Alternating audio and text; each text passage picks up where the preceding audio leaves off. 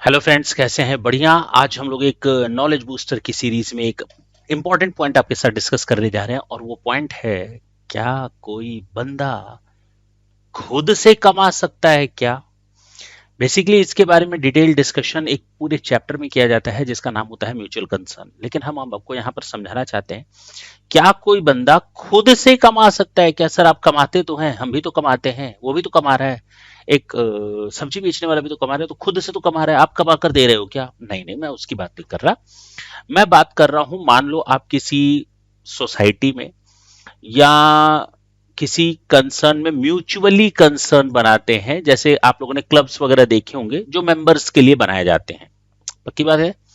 अब होता क्या है, मैंने उसमें 10 मेंबर्स को ऐड किया, आप भी आ गए, आप भी आ गए, आप भी आ गए और मैं भी चला गया। Now we are mutual concern. उसमें आपने भी 500 रुपए कंट्रीब्यूट किया, सामने वाले ने भी 1000, मीन्स सबने 1000 कंट्रीब्यूट किया और हम लोगों ने बैठ करके एक पार्टी की। क्या की? पार्टी। पार्टी करने के बाद सब लोग अपने अपने घर चले गए। अगले दिन जब हम लोग बैठे साथ में, तो किसी ने पूछा कि सर एक बात बताइए, 10 लोगों ने 10,000 का कंट्रीब्यूशन दिया and we are the members. Yes. And what was the expenditure made by you yesterday in the party? मैंने कहा भाई, खर्च मिलाकर ये हिसाब है 8,000 का। तो अब 2,000 तो बच गया। There is a saving of ₹2,000।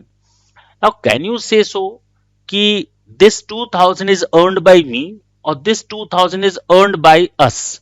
क्या हम लोग उस 2,000 को कमाए या 2,000 मैंने कमाया? सर, ना तो आपने कमाया ना तो हम लोगों ने कमाया।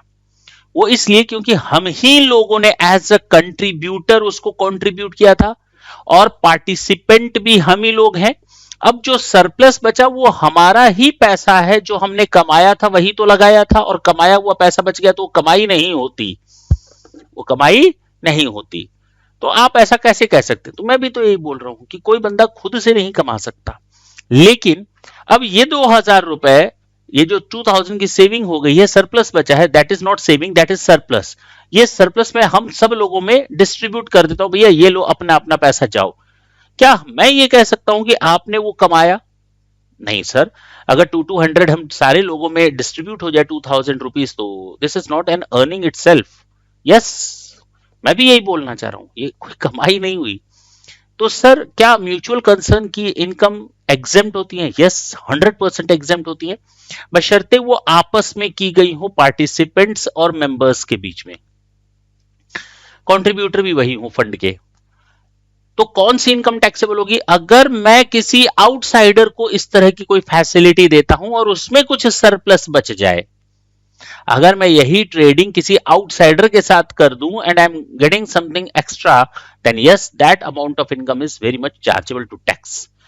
तो ये जो इनकम है आपस की, वो एग्जेम्प्ट होगी। That's it. ये मुझे आपसे बताना था कि कोई भी बंदा खुद से कुछ कमा नहीं सकता।